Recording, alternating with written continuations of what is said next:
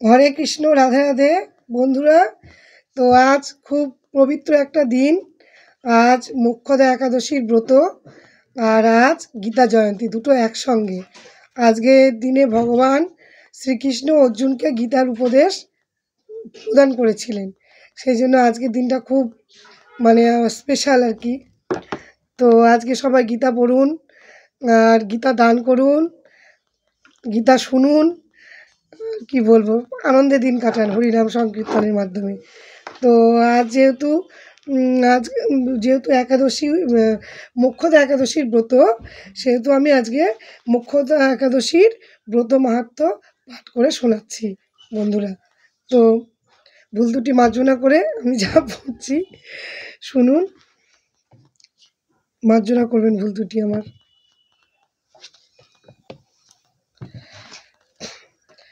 তো কেশব মাস অঘ্রাণ শুক্লপক্ষিয়া মোক্ষদা একাদশীর ব্রত। তো ব্রহ্মাণ্ড পুরাণ অন্তর্গত যুধিষ্ঠির শ্রীকৃষ্ণ সংবাদে মোক্ষদা একাদশী সম্বন্ধে বর্ণিত আছে। যুধিষ্ঠির মহারাজ ভগবান শ্রীকৃষ্ণকে প্রশ্ন করেছিলেন, হে কৃষ্ণ, অঘ্রাণ মাসের শুক্লপক্ষিয়া একাদশীর নাম কি? এই ব্রত পালন বিধান কিরূপ? আমার নিকট যথাযথ বর্ণনা করুন। ভগবান বললেন, এই একাদশীর তিথি সর্বপাপ বিনাশক। এই তিথিতে উপবাস পূর্বক ভগবান বিষ্ণুকে তুলসী মঞ্জরি দ্বারা পূজা করিতে হয়। পুরাকালে চম্পক নগরে বৈখানস নামে এক রাজা বাস করতেন।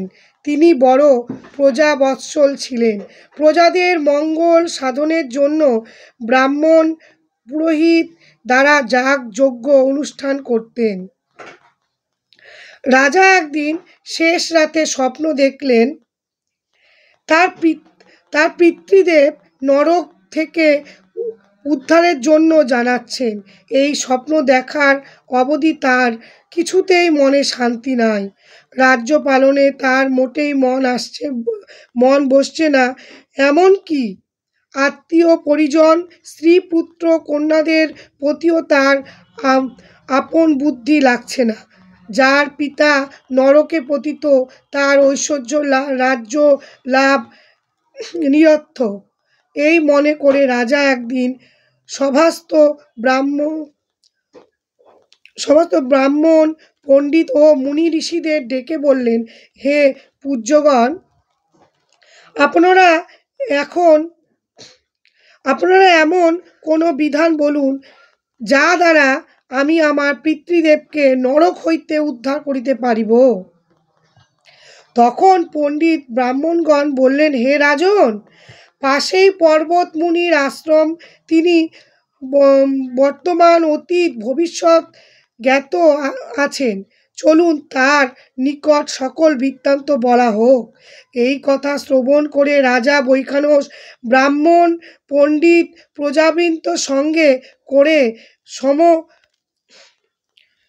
ব্যবহারে পর্বত মুনির আশ্রমে গিয়ে মুনিকে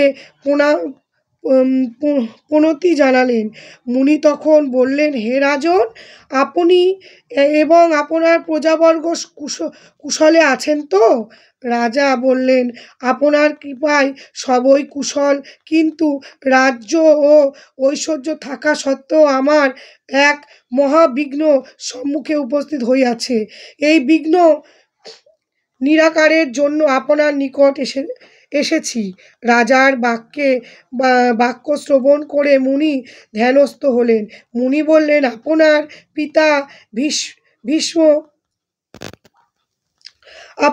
পিতা ভীষণ কামাচারী ছিলেন, তাই এই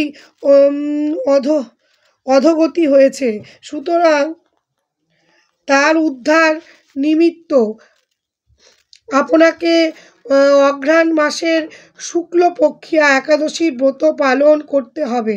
সেই সকল পুণ্যের ফলে আপনার পিতা নরক হইতে উদ্ধার পাবেন।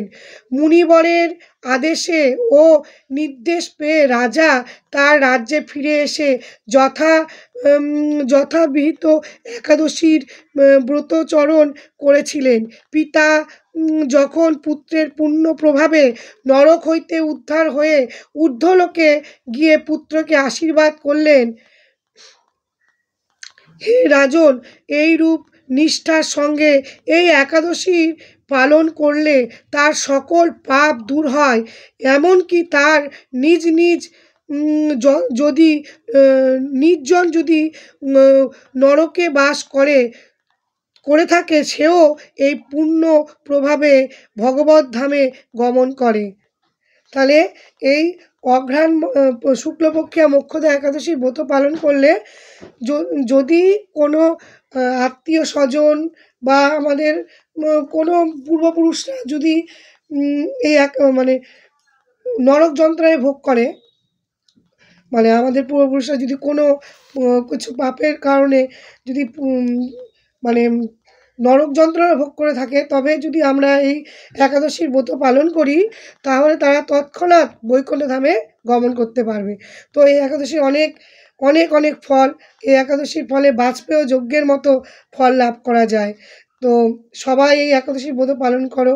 বাজপেয় যজ্ঞ মানে যে যজ্ঞে অনেক ঘি, অনেক মানে চন্দন কাঠ, অনেক কিছু লাগে, মানে আমি বলে হয়তো বোঝাতে পারবো না, আর একদিন সেই বিষয়ে আলোচনা করব। তো সেই যজ্ঞের যে ফল, সেই ফল লাভ করা যায়। তো একাদশী করলে যদি এত ফল লাভ করা যায়, তাহলে একাদশী কেন করবো না আমরা? বন্ধুরা, সবাই একাদশী পালন করো নিষ্ঠার সাথে ভগবানের উদ্দেশ্যে, আর দীপদান করো। আর যেহেতু আজ গীতা জয়ন্তী, ভগবান শ্রীকৃষ্ণ অর্জুনকে যেহেতু আজ গীতার উপদেশগুলো প্রদান করেছিলেন, সেহেতু গীতা ভাগবত, শ্রীমদ্ ভাগবত গীতা পাঠ করুন, এটুকু বলবো। তো হরে কৃষ্ণ কৃষ্ণ কৃষ্ণ হরে হরে, হরে রাম রাম রাম হরে হরে, হরে কৃষ্ণ কৃষ্ণ কৃষ্ণ হরে হরে, হরে রাম রাম রাম হরে হরে, হরে কৃষ্ণ কৃষ্ণ কৃষ্ণ হরে হরে, হরে রাম রাম রাম হরে হরে।